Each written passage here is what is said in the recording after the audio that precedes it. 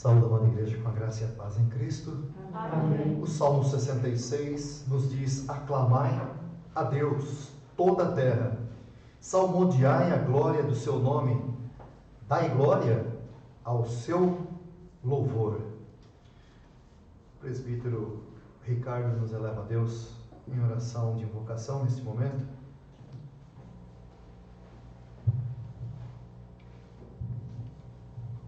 Oremos. Querido Deus, Pai de amor, nós te agradecemos, Senhor, porque estamos na tua casa nesta noite. Te agradecemos, ó Deus, porque tu é Deus maravilhoso, que olha com bondade e com amor para cada um de nós, a despeito dos nossos pecados. Sabemos, Senhor, que somos imperfeitos. Sabemos, ó Deus, que desagradamos o teu nome com os nossos atos. Mas, ó Senhor, olhamos para a cruz e nos vemos redimidos. Nos vemos salvos, Senhor, da ira vindoura, do teu juízo eterno, pelos méritos de Jesus. Portanto, louvado seja o teu nome, ó Deus. Louvado seja a tua augusta pessoa por tremenda salvação. Nós te agradecemos, Senhor, por este momento e te pedimos, ó Senhor, que todas as partes desse culto sejam abençoadas por ti mesmo, de modo, ó Deus, que os nossos corações sejam edificados, Senhor, edificados na tua presença. Nós te rogamos essas bênçãos confiadas no mérito exclusivo de nosso Senhor e Salvador Jesus Cristo. Amém. Amém. Entoemos o hino 26, Louvor ao Deus Grandioso, dos nossos hinários, do Hinário Novo Cântico. Hino 26.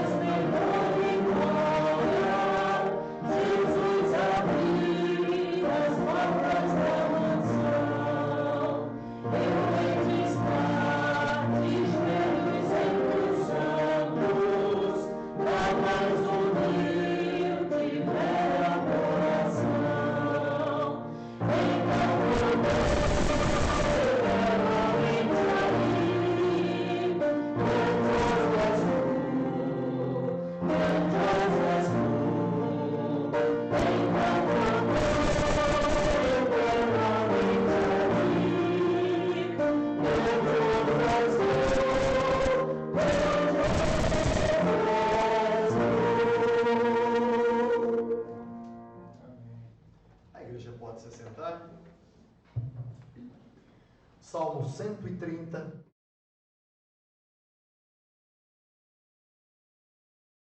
Deste salmo na sua íntegra: das profundezas clamo a ti, Senhor. Escuta, Senhor, a minha voz. Escuta, Senhor, a minha voz. Estejam alertas os teus ouvidos às minhas súplicas. Se observares, Senhor, iniquidades, quem, Senhor, subsistirá? Contigo, porém, está o perdão, para que te temam. Aguardo o Senhor, a minha alma o aguarda. Eu espero na sua palavra. A minha alma anseia pelo Senhor, mais do que os guardas pelo romper da manhã. Mais do que os guardas pelo romper da manhã. Espere Israel no Senhor, pois no Senhor há misericórdia. Nele, copiosa redenção. É Ele quem redime a Israel de todas as suas iniquidades. Amém. Amém. Coloquemo-nos diante de Deus neste momento de oração, o que chamamos de período de contrição, em que nós derramamos perante Ele a nossa alma, confessamos a Deus e ao nosso Senhor os nossos pecados, e desta maneira a palavra de Deus nos diz que quem confessa seus pecados seriam perdoados. Promessa de Deus para aquele que se achega até Ele de forma humilde, clamando por misericórdia. E Deus, como ser misericordioso, realmente é aquele quem perdoa todas as nossas iniquidades, para que tenhamos vida santificada e aprovada diante de Deus, para a nossa comunhão com o Senhor, que é santo, justo e verdadeiro. Depois de orarmos pelas nossas próprias vidas, nesse sentido de confissão de pecados, oremos também pelos enfermos, oremos pelo nosso país, pela nossa pátria, oremos por este estado de pandemia em que estamos atravessando e temos rogado a Deus para que tudo passe, mas muitas vidas foram levadas, foram ceifadas, nada que fuja à soberania de Deus. Entretanto, a soberania de Deus não justifica ações irresponsáveis, nem de governantes, nem de cidadãos. Por isso, cautela, prudência e observar todos aqueles protocolos que são necessários para preservar a saúde própria e a do outro. Oremos para que Deus tenha misericórdia da igreja, que volta gradativamente às suas reuniões, aos seus cultos públicos, que o Senhor nos guarde e nos dê sua bênção. Depois de um momento de oração, o diácono Davidson nos levará a Deus numa oração representativa, e antes desse momento, vamos entoar o hino 68 dos nossos hinários, Dependência de Deus. Depois do hino, momento de oração, e depois a oração representativa pelo diácono Davidson. Hino 68, Dependência de Deus.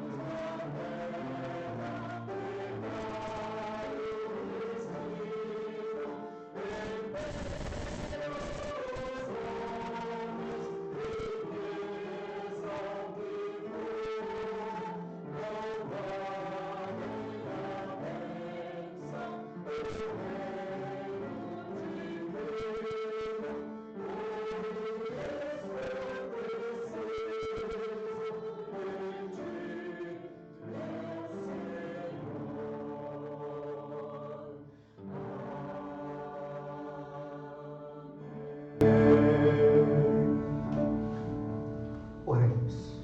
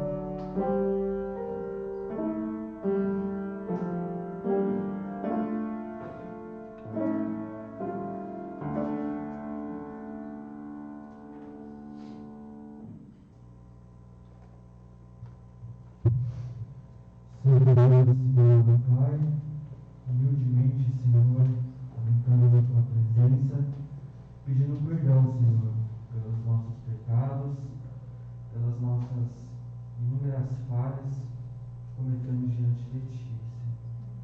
Como acabamos de cantar, Senhor, nós dependemos de ti, e sem ti, Senhor, não somos e não podemos nada. Pedimos que o Senhor tenha misericórdia de nossas vidas, Senhor, porque nós somos falhos, nós somos pecadores, e precisamos do seu direcionamento, e precisamos do seu cuidado para caminhar em santidade. Que o Senhor nos ajude, Senhor, nessa trajetória, possamos ser santos como o Senhor foi, possamos meditar nas suas escrituras e vivê-las, Senhor, dia após dia em nossas vidas. Amém. O Senhor vem estar abençoando os enfermos da tua igreja, Senhor. Os inúmeros nomes que temos no boletim, fora as inúmeras pessoas que conhecemos, Senhor, que talvez nem estejam arroladas ali naquela lista, mas que o Senhor conhece cada uma, Senhor. Te pedimos que o Senhor venha estar as visitando, Senhor, e que o Senhor venha estar atendendo às suas necessidades conforme a sua vontade e conforme o teu querer, que é muito melhor, Senhor, do que imaginamos. Te pedimos, Senhor, que o Senhor nos dê sabedoria para lidar com as questões da vida, Senhor.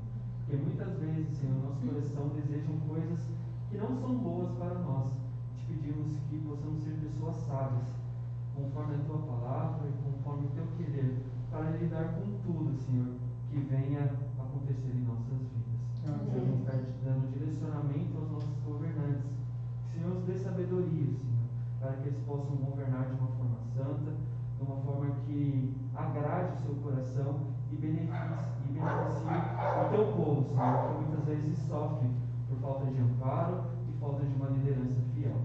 Pedimos que o Senhor nos ouça e atenda, Senhor, conforme a tua vontade, que é boa e perfeita e agradável para as nossas vidas. Amém. Nós oramos agradecidos e arrependidos por todos os pecados que cometemos diante de ti. Nós fazemos essa oração no nome de Jesus, o nosso Senhor. Amém. Amém. Certos das misericórdias de Deus sobre nós, do seu cuidado sobre a igreja e sobre aqueles por quem intercedemos, vamos alegrar diante de Deus, louvando o Senhor com cânticos espirituais. Salmo 104, versos 33 e 34, nos diz: cantarei ao Senhor enquanto eu viver, cantarei louvores ao meu Deus durante a minha vida. Seja-lhe agradável a minha meditação, eu me alegrarei no Senhor. Cantemos nesse momento, então, cânticos espirituais.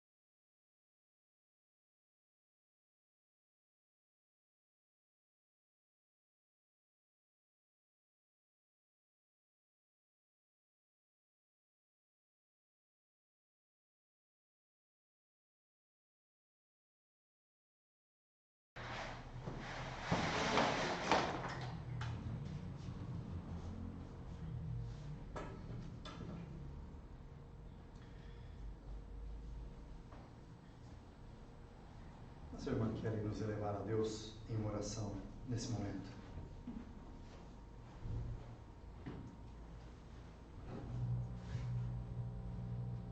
Senhor nosso Deus, nosso Pai, mais uma vez estamos na Tua casa, na Tua presença, Senhor, neste momento que é separado para o Teu louvor, Pai. Amém. Momento em que levantamos as nossas vozes através da leitura da Palavra de Deus, levantamos nossas vozes em louvor a Ti através de cânticos, e agora, Senhor, levantamos a nossa voz em louvor a Ti através da oração. Louvado e bendito seja o Teu nome. Amém. Nós Te louvamos porque Tu és o único Deus, Te louvamos porque Tu eras, Tu és e Tu continuarás sendo, Pai. Te louvamos pela Tua bondade, louvamos o Teu nome pela Tua misericórdia. Te louvamos porque o Senhor mesmo é em que nos criou, é o Senhor mesmo que nos chamou para si. Te louvamos porque Tu és Deus que não mente. Te louvamos porque Tu és o Deus que é fiel a si mesmo. Muitos são, Pai, as qualidades, os atributos que poderíamos mencionar agora em louvor ao Teu nome. Nós colocamos os nossos corações voltados em oração, agradecidos porque o Senhor nos chamou, nos tirou das trevas para a Sua luz. Amém. Pedimos que o Senhor nos ajude a que nunca nos esqueçamos dessa verdade, nunca nos afastemos dos Teus caminhos, que o Senhor nos ajude limpando nossas mentes, nossos corações, onde possamos pensar aquilo que Te agrada, onde possamos agir e fazer as coisas que Te agradam, Pai, para também o Teu louvor, para também Te honrar no nosso dia a dia com a nossa vida, para Te honrar no nosso dia a dia com os nossos pensamentos, para Te honrar, Senhor, com tudo que a gente faz. Louvamos o Teu nome porque Tu és um Deus amoroso, Tu és um Deus que não pode ser comparado a nada. Tu és um Deus que criou o universo, Pai, todas as coisas que conhecemos e que não conhecemos, Pai. Bendito seja o Teu nome, é hoje e para todo sempre. Em nome de Jesus que oramos. Amém. Amém. Irmãos, para a nossa meditação de hoje, edificação, abramos nossas Bíblias na segunda epístola de Paulo a Timóteo. Segunda epístola de Paulo a Timóteo. E nós extrairemos mensagem do capítulo 3. Segunda epístola de Paulo a Timóteo, capítulo 3. Esta carta contém apenas 4 capítulos. Nós nos deteremos neste terceiro capítulo como que uma mensagem central nesta parte de sua epístola dirigida a Timóteo. E antes de lermos esta sessão, uma breve leitura farei como que lembrando aspectos da redenção que Deus nos propôs em Jesus Cristo, do prenúncio a respeito daquele que seria o Redentor de Israel e o Salvador de todo aquele que crê. Em Isaías 41, apenas fazendo menção, nos traz a profecia a respeito do Redentor que viria.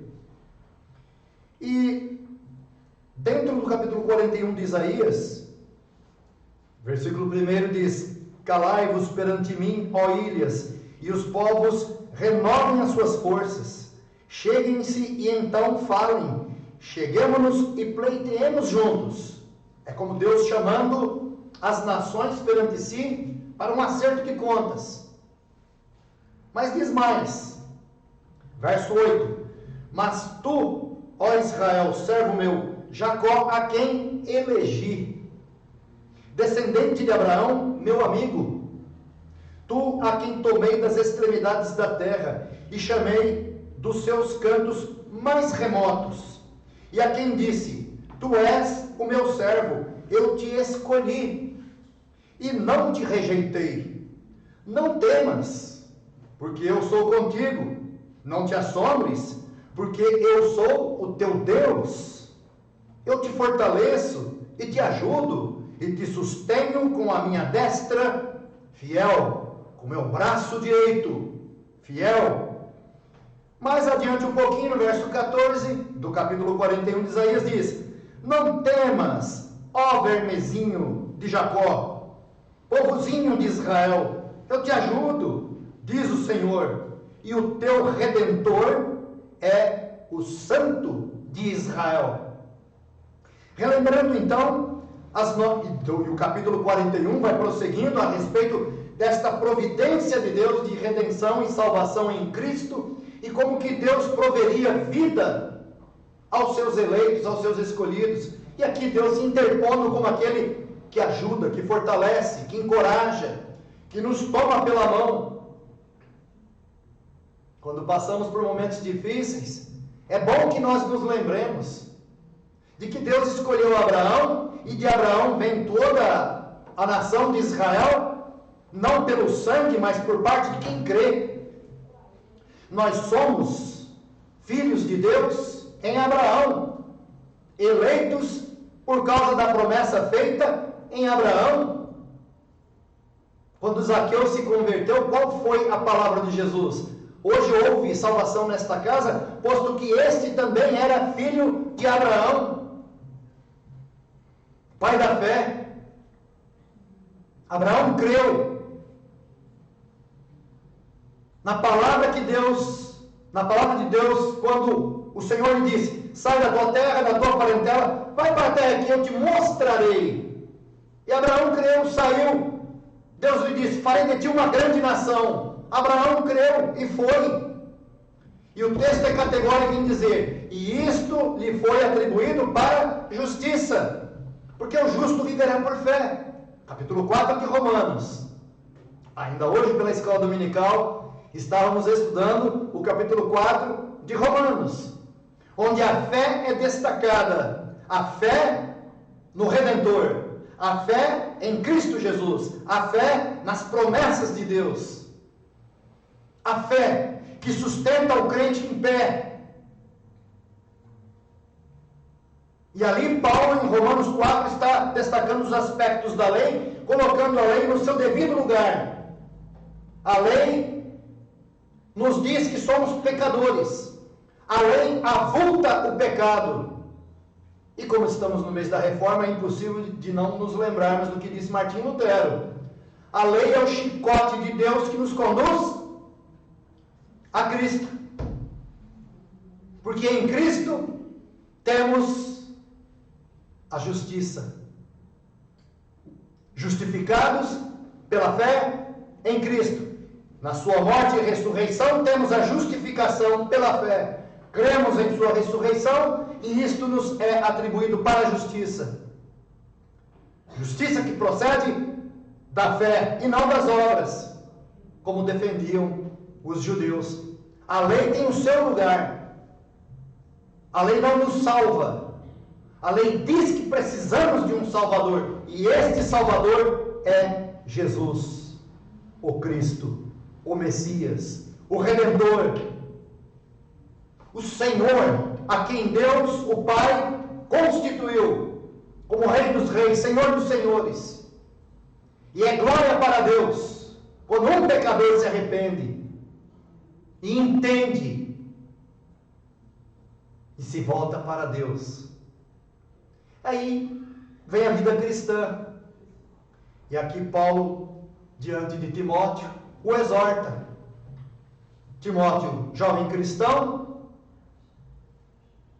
pai grego, mãe judia, avó judia, mas tem ali um lar em que a palavra, as Escrituras, chegou até os seus ouvidos e ele ouviu desde a infância as Sagradas Escrituras.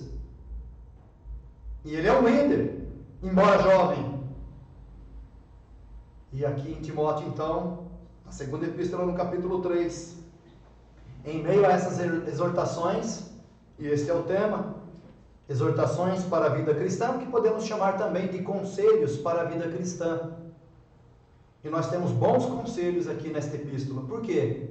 Porque são conselhos atemporais.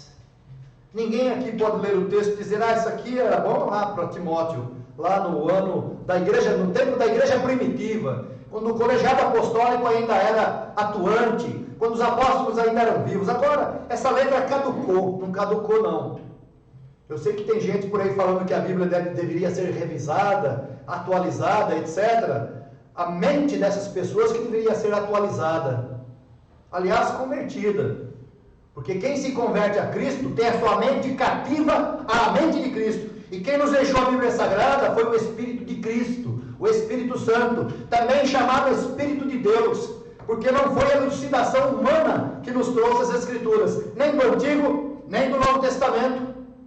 Mas o Espírito Santo nos trouxe por meio de homens santos. Esse é o testemunho das Escrituras. Então fiquemos com as Escrituras e não com tais opiniões que querem colocar a Bíblia Sagrada sob sua crítica de humano, de pecador. A Bíblia é o que é.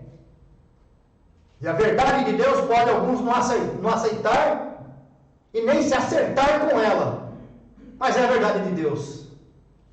Não depende de o homem aceitar ou deixar de aceitar. Ela é a verdade em si.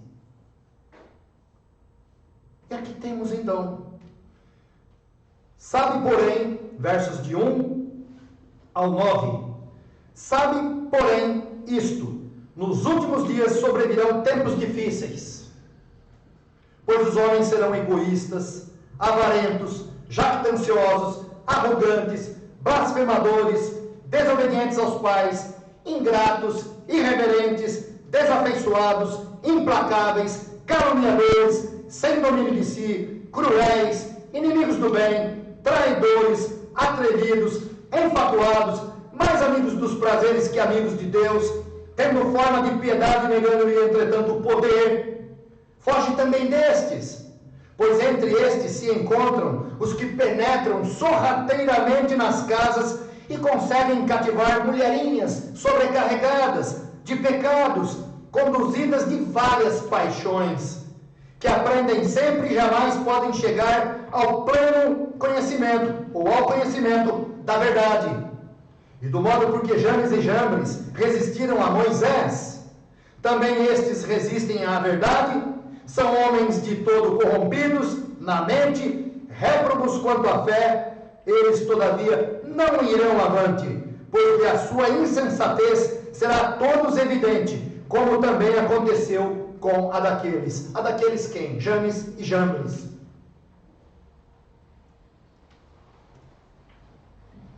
Relatado, basta olhar em sua nota de rodapé na Bíblia Sagrada, que te remete lá a este episódio em que Moisés é confrontado com alguns imprudentes, com alguns arrogantes, com alguns desafeiçoados. Agora a gente olha para o texto, parece que foi escrito ontem. De tanta maldade que observamos na conduta das pessoas. Alguém diz assim, mas o mundo sempre foi assim. É a mídia que coloca nos jornais sensacionalistas somente notícias ruins. De fato, um pouco, temos de concordar que a mídia favorece muito o noticiário sanguinário.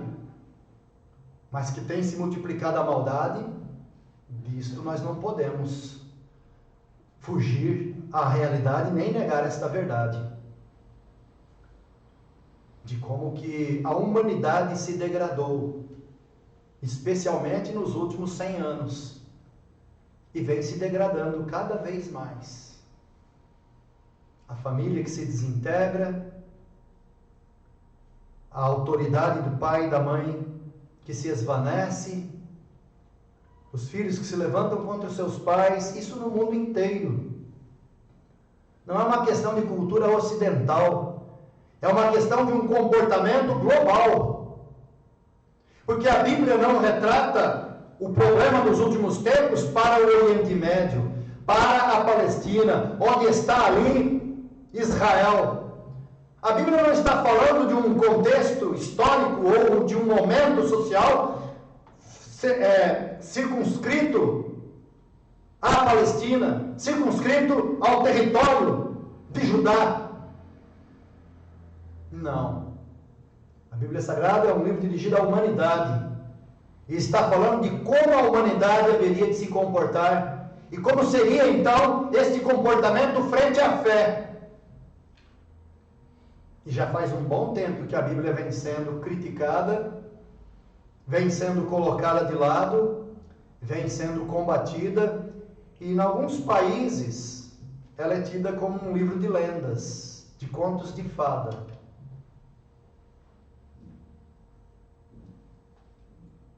E nós, igreja protestante, cremos na Bíblia Sagrada como palavra de Deus, como única regra de fé e de prática. Aí você fala isso na universidade, você encontra problemas. Você fala isso no trabalho, você encontra problemas. Mas pergunto, quando não foi problema professar a fé? Quando não foi? É o mesmo apóstolo Paulo que diz, inclusive, ao próprio Timóteo, que todos que querem viver piedosamente nesta vida serão perseguidos. Então vamos dizer, nunca foi confortável viver para Cristo.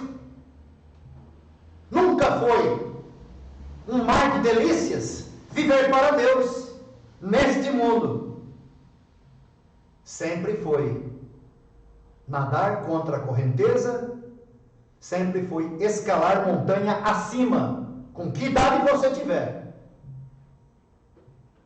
E não dá para dizer, estou cansado. A nossa escalada é para o alto. Eu fico impressionado quando Moisés retornou de Padã Arã para conduzir o povo de Israel para a terra de Canaã. Deus o chamou quando ele tinha 25 anos, ele estava assim, todo bonitão, fortão, né? Ou com 40, né? Como nas novelinhas aparece aí, um Moisés de 40 anos, barba pretinha, né? Cabeleira bonita, fortão. Parece-me que não.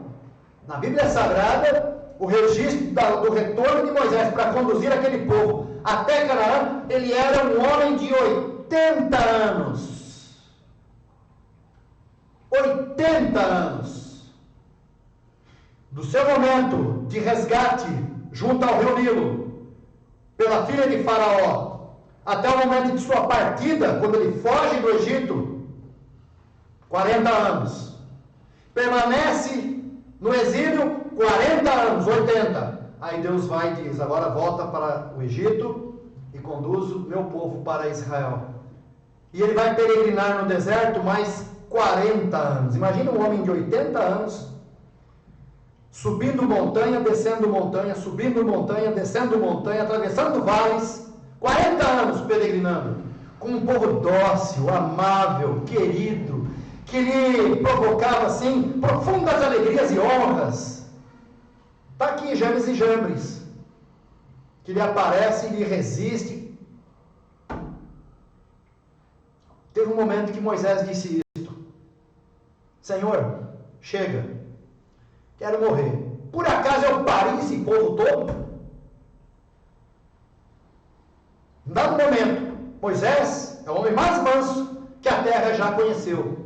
Mas ele é homem, ele não é Deus. E ele se cansou e ele disse isto. Porém Deus o fortaleceu. Ele cumpriu com a sua missão e ainda passou a missão ao seu sucessor, Oséias, a quem ele troca o nome e diz Josué.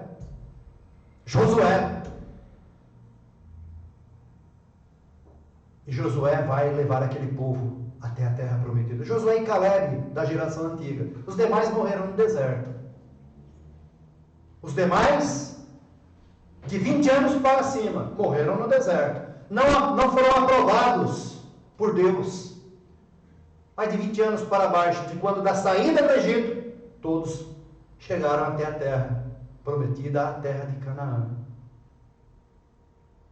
Então nós estamos resgatando princípios de como que de fato, não somente o líder Moisés, mas toda a liderança estabelecida por Deus, enfrentou resistências, dificuldades.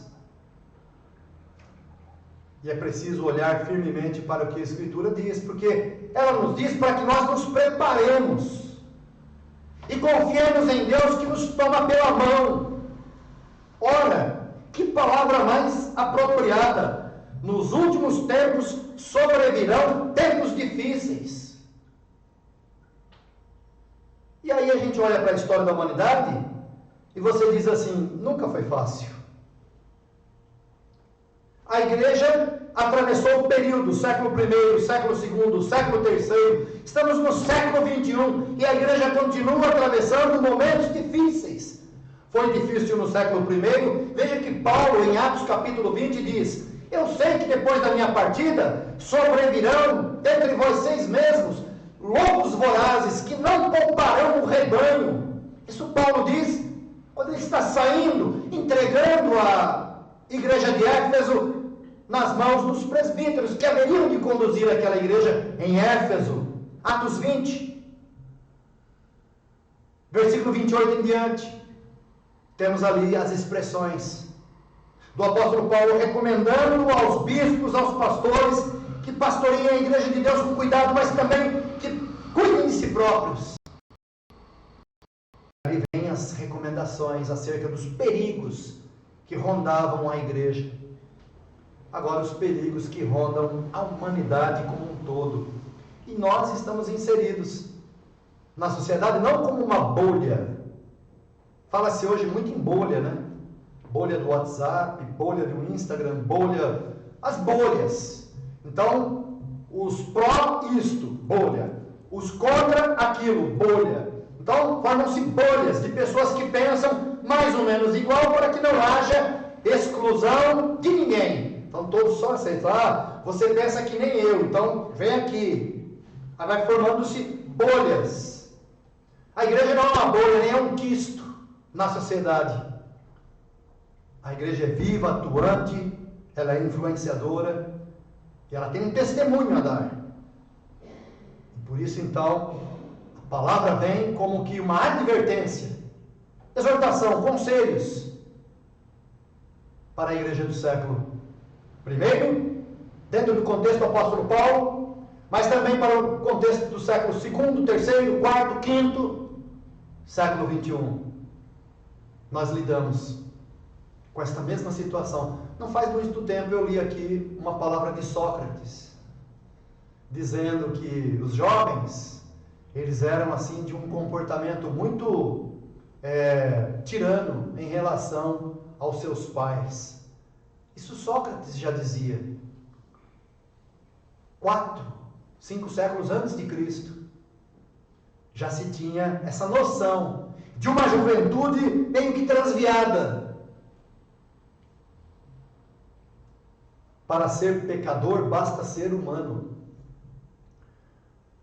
E o tempo, conforme vai passando, as Escrituras vai se afunilando no cumprimento de tudo que Deus disse, de tudo que Jesus disse que haveria de acontecer. E por isso, então, Paulo, quando nos chama a atenção com respeito a estes últimos tempos, fala pelo Espírito de Deus que nos últimos tempos sobreviriam tempos difíceis. As características, as marcas de comportamento e depois os versos 10 ao 13, como contraste. Olha, o mundo vai ficar desse jeito, degradadinho assim. E você, Timóteo, não resista não, vá com eles. Não.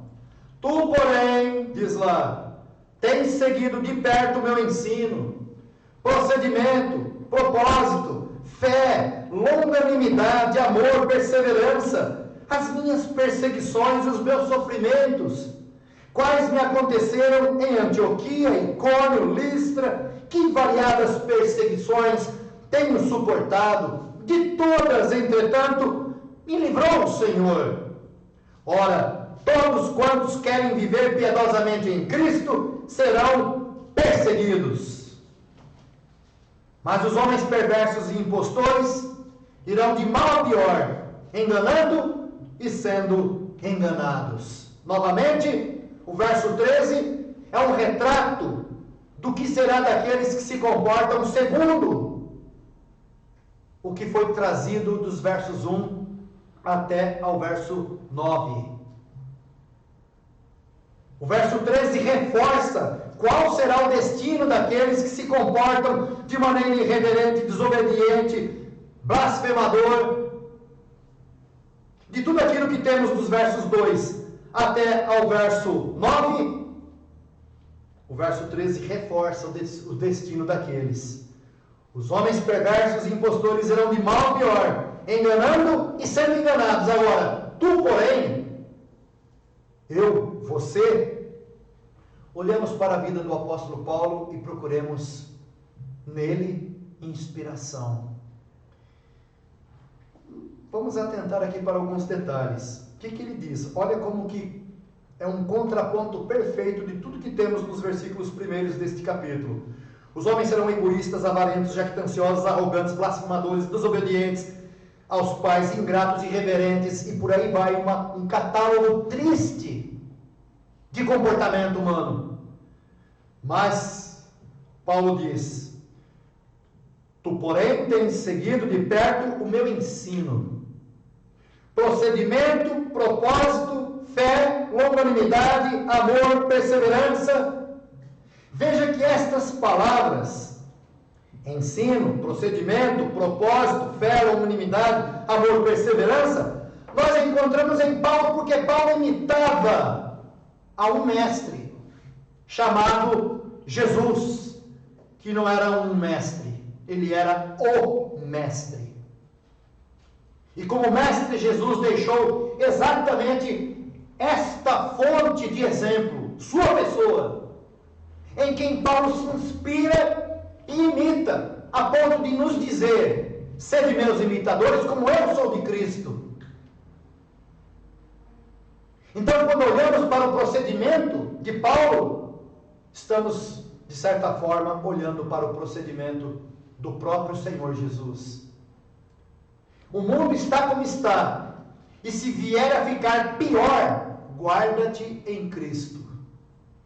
Olhe para Jesus e veja em Cristo ensino, procedimento, propósito, fé, paciência, amor, perseverança. Se estas coisas não faltarem em mim nem em você, a igreja vai atravessar todos os séculos. Por quanto tempo aprover ao Senhor preservar os tempos até o dia de sua vinda, e encontrará a igreja no ensino, no procedimento, no propósito, na fé, na longanimidade, no amor, na perseverança, segundo a verdade em Cristo, porque é em Cristo que estas coisas têm sentido, valor e eternidade. Não podemos então usar o mundo da forma como ele procede e dizermos: olha, a igreja tem que se adequar aos novos tempos. Vamos dar uma remanuseada, vamos recalchutar a Bíblia aqui no que precisa para que ela fique mais de acordo com a ordem social, que na verdade é uma desordem social. Então a igreja tem um Senhor, ela tem o Senhor, Jesus, que conduz a sua igreja, tal como nós vimos em Isaías 41.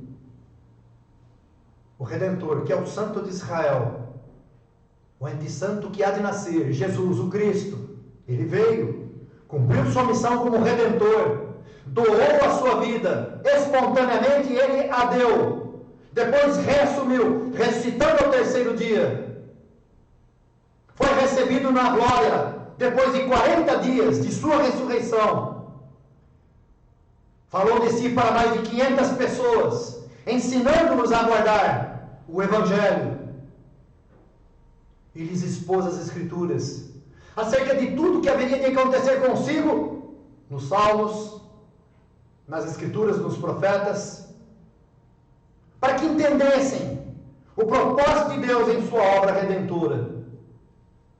E aqui, Paulo exorta a Timóteo. Nos últimos tempos, sobrevirão tempos difíceis, mas aqui está o exemplo que eu deixo. E o exemplo que ele deixa não é outro que não o próprio exemplo do Senhor Jesus, porque Paulo imita a Cristo. E o testemunho que ele traz. As minhas perseguições e os meus sofrimentos, quais me aconteceram em Antioquia, Icônio, Listra, que variadas perseguições tenho suportado. De todas, entretanto, me livrou o Senhor. Ora, todos quantos querem viver piedosamente em Cristo serão bajulados. Não, serão perseguidos. Não espere elogio de quem não tem a fé em Cristo, porque ele não tem nada para te elogiar de forma sincera. E se te elogiar é por algo exterior. Jesus já nos advertiu: o mundo vos odeia, porque eu os tirei do mundo, e o mundo reclama o que era seu. E vós não sois do mundo, como eu do mundo não sou. Então o mundo vos odeia, mas antes de odiar a vós, odiaram a mim. Então Jesus toma para si a dor, mas não nega o fato de que a igreja ela é odiada por esta ordem social que é uma desordem. Então, perseguições contra os cristãos no primeiro século, no segundo século, no terceiro século. Mas aí no quarto século, mesmo depois de Constantino ter declarado que o império seria a partir de então cristão, mas nem por isto deixaram os cristãos de serem perseguidos, porque muita coisa mudou do primeiro século até o quarto século, quando o Império Romano se fez cristão por ordem de um imperador chamado Constantino.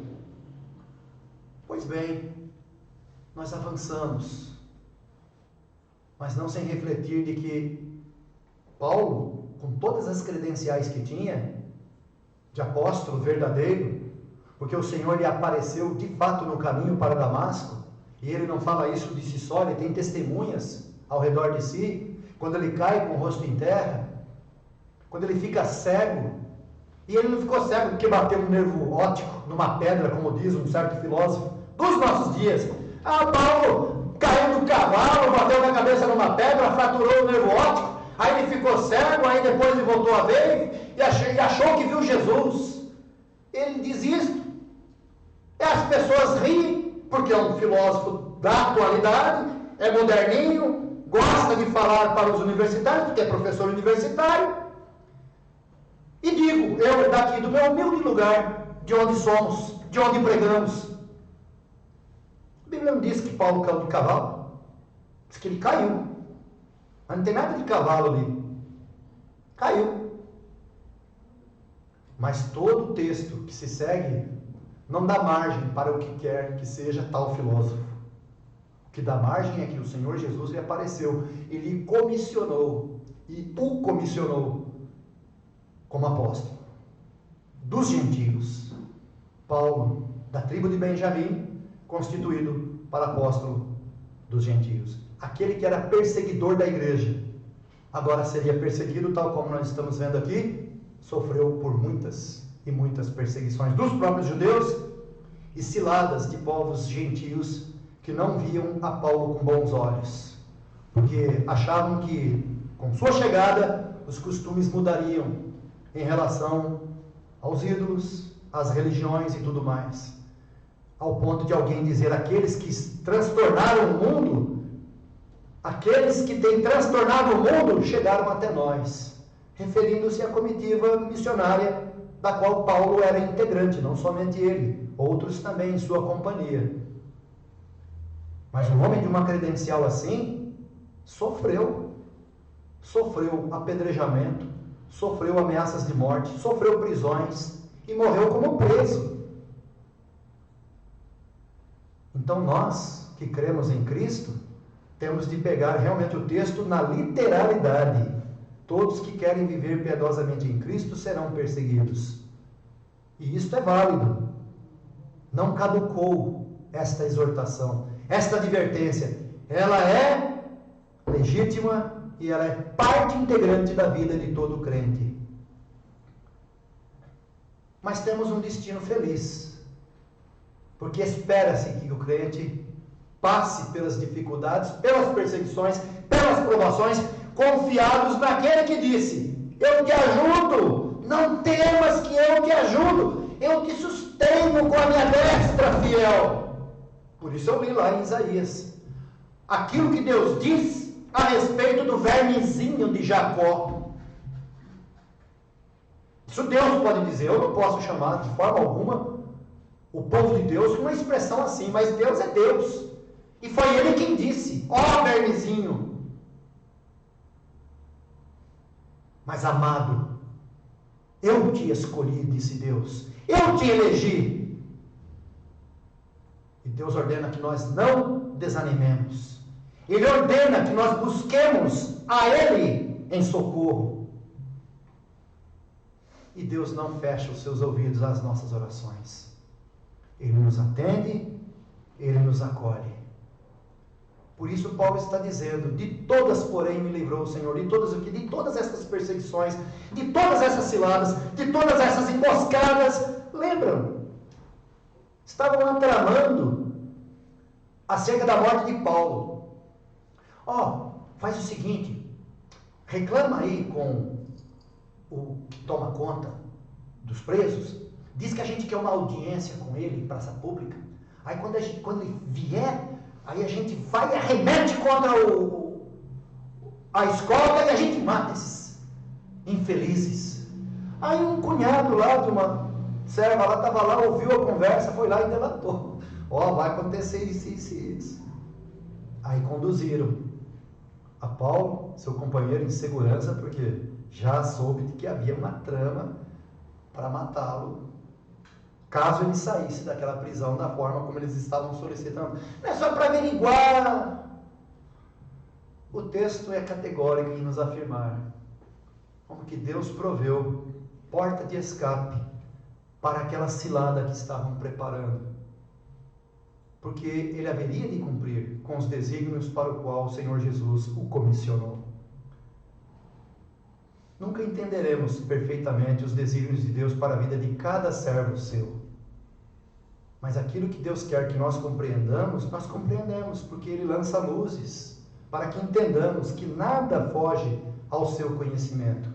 Nada foge ao conhecimento de Deus. Tudo aquilo que os homens tramam na calada da madrugada, nos lugares mais secretos, Deus traz à luz. De todas, porém, me livrou o Senhor. Paulo dá testemunho veemente de que Deus tem cuidado dele até ali. E está estimulando a Timóteo a que tenha a mesma fé, a que tenha a mesma confiança. E por conseguinte, a todos nós. Tu, porém, eu, você, sigamos de perto o procedimento, a fé, a perseverança, o amor, a longanimidade que Paulo demonstra durante a sua missão. E por fim, neste mesmo capítulo, o que nós temos dos versos 14 ao 17? Novamente, a mesma expressão que nós temos no verso 10, tu, porém, após as advertências restritas ou referidas no verso 13, mas os homens perversos e impostores irão de mal a pior, enganando e sendo enganados, tu, porém, novamente, permanece naquilo que aprendeste e de que foste inteirado, sabendo de quem o aprendeste e que sabes, desde a infância, sabes as sagradas letras, que podem tornar-te sábio para a salvação pela fé em Cristo Jesus. Toda a Escritura é inspirada por Deus e útil para o ensino, para a repreensão, para a correção, para a educação na justiça, a fim de que o homem de Deus seja perfeito e perfeitamente habilitado para toda boa obra. Novamente, permanece naquilo de que foste inteirado, porque sabes de quem o aprendeste.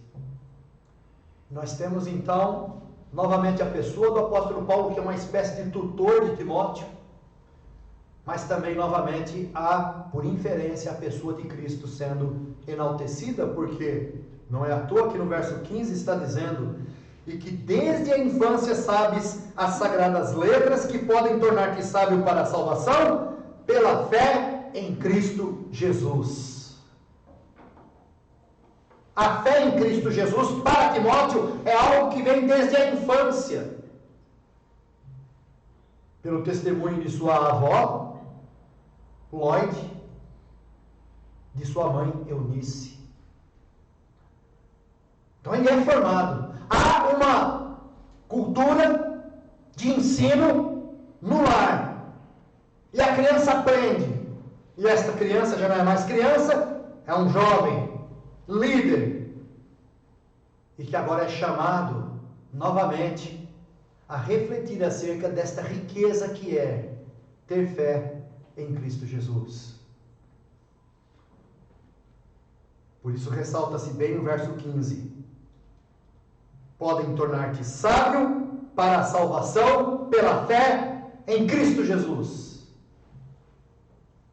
Hoje pela manhã na escola dominical estávamos refletindo acerca disso. Alguém disse: eu creio em Jesus. Eu creio em Jesus. Creio em Jesus? Diga aí alguma coisa que ele ensinou. Não sei nada, mas eu creio em Jesus. Ele é meu Senhor. Então tá, traz alguma coisa que Jesus disse e defendeu. Não sei, mas ele é o Filho de Deus. E não sabe nada. Nada. Mas diz que tem fé em Jesus. E é capaz de, se alguém disser alguma coisa mal acerca de Jesus, ele vai e solte a pessoa. Parta para a violência.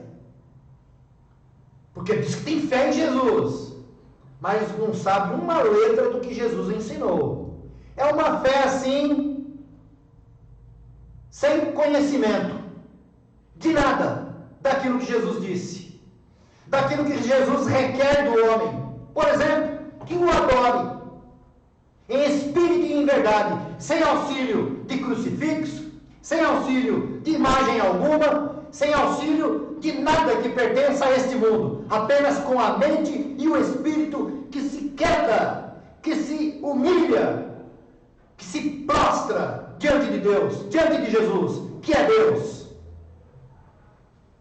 Não sabe, mas tem fé em Jesus. Aí eu preciso de ressaltar aqui aquele versículo: bem-aventurados os ignorantes, porque dos tais é o reino dos céus, não existe. Este versículo não existe. É preciso conhecer o que Jesus disse, porque ele disse exatamente aquilo que ele é. Ele não disse uma coisa e fez outra. Ele disse e fez exatamente o que disse. E tudo que ele falou por verdade recebida de Deus Pai, em que ele, Deus Filho, trouxe com fidelidade a boa nova de salvação. Por isso a fé em Cristo Jesus é mediante o ensino das Sagradas Escrituras. É por isso então que a Escritura Sagrada aqui agora é colocada em relevo. Toda a Escritura. Eu prefiro os Salmos.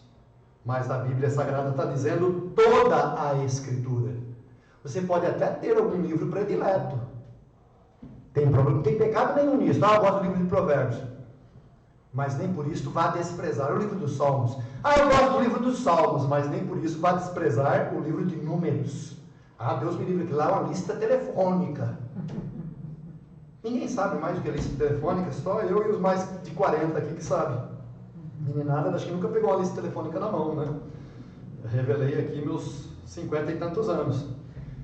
Toda a Escritura é inspirada por Deus. E útil. A Bíblia é um livro antigo, antiquado, demodê. Tem nada de demodê, nem de antiquado. A Bíblia é um livro atual, é um livro útil. Útil para a criança, para o adolescente, para o jovem, para o recém-casado, para os casados, para os solteiros, para o idoso, para todo aquele que vive mediante a fé em Cristo. A Bíblia é um livro atual e útil, e vivo, e santo, e que nos santifica. Veja a oração de Jesus em João 17: Pai, santifica-os na verdade, a tua palavra é a verdade. Ora, somos santificados mediante as Escrituras, e não por uma atitude de nos retirarmos da sociedade e nos acamparmos lá no topo de uma montanha. Agora nós estamos nos santificando. Não vamos mais descer para a cidade, vamos morar aqui, e aqui é que é bom, aqui que é o paraíso. A gente só vai na cidade para buscar assim alguma coisinha para a subsistência, mas só para não ter contato com os pecadores. Isso não é santidade, isso é outra coisa. A santidade que Deus nos dá mediante a sua palavra. E o relevo todo é colocado nesta verdade. Toda a Escritura é inspirada por Deus e útil para o ensino, para a repreensão, ou seja, para estar pretendendo fazer alguma coisa errada, Deus vem e repreende, não faça. Mas também para a correção, fez a coisa errada, Deus agora mostra pela Bíblia Sagrada como é que corrige aquilo que não deveria ter sido feito e fez. Mas também a Bíblia é apta para nos educar na justiça, na equidade, em sermos imitadores de Deus neste aspecto da justiça. Por quê? Porque o propósito de Deus é que nós sejamos perfeitos e perfeitamente habilitados para toda boa obra. Boa obra não da mente de alguém, mas daquilo que a Bíblia Sagrada legitima como atos feitos em Deus. É tal como em Efésios capítulo 2. Ali também nós temos essa mesma expressão colocada pelo apóstolo Paulo de uma outra forma, mas verdadeiramente o preceito é o mesmo. Eu vou abrir aqui apenas para nossa breve ilustração, vamos por assim dizer, porque Efésios capítulo 2, versos 9 e 10: Não de obras para que ninguém se glorie, pois somos feitura dele, criados em Cristo Jesus. Então nós somos feituras de Deus, criados em Cristo Jesus para boas obras, as quais Deus de antemão preparou para que andássemos nelas. Então não é da criação, da mente brilhante de ninguém, mas aquilo que Deus designou por boas obras. Viver na equidade, na justiça, piedosamente. E isto o apóstolo Paulo traz como lembrança e preceito para Timóteo, mesmo advertindo a respeito dos tempos que mudariam para tempos difíceis. E nós, como igreja do século 21, abraçamos estas exortações, estes conselhos que nos fazem tão bem se procedermos tal como o Espírito Santo, por intermédio de Paulo, nos exorta.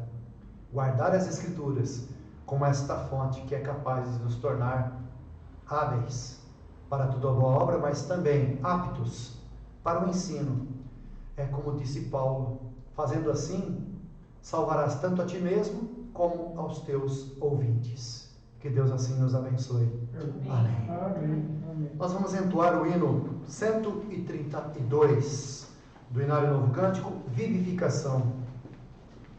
Hino 132.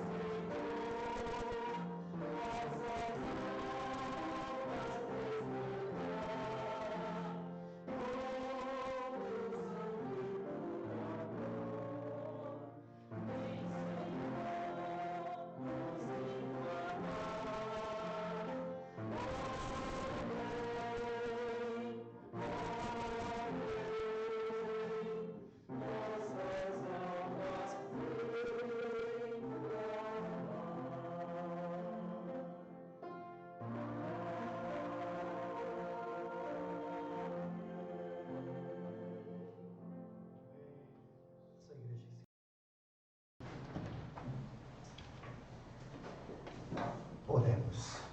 Pai Santo, agradecemos pela Tua palavra, Deus, que realmente é apta para nos ensinar, para nos corrigir, para nos repreender, para nos habilitar para toda boa obra.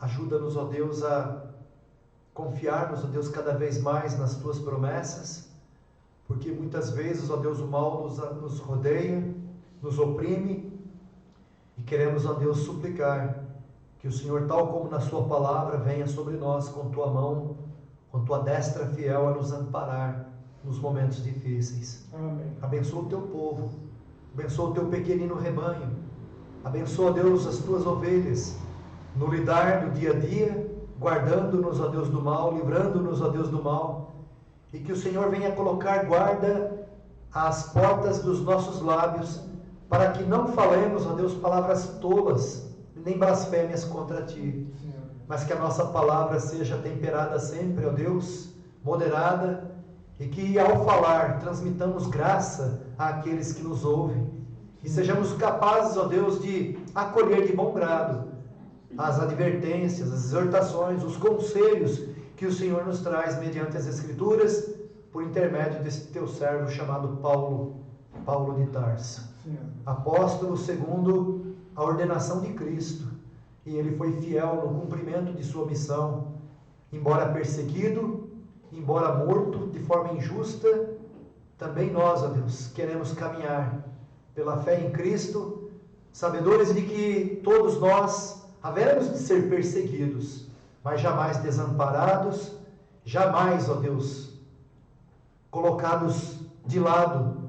Pelo contrário, o Senhor nos chama para si, a tua mão é sobre o teu povo para nos conduzir até a vitória em Cristo, ainda que isto nos custe a própria vida. Assim, ó Pai, abençoa a cada um de nós com coragem, com perseverança, com esta longanimidade que as Escrituras afirmam que é a paciência no momento das aflições, nos momentos difíceis. Tenha misericórdia de nós.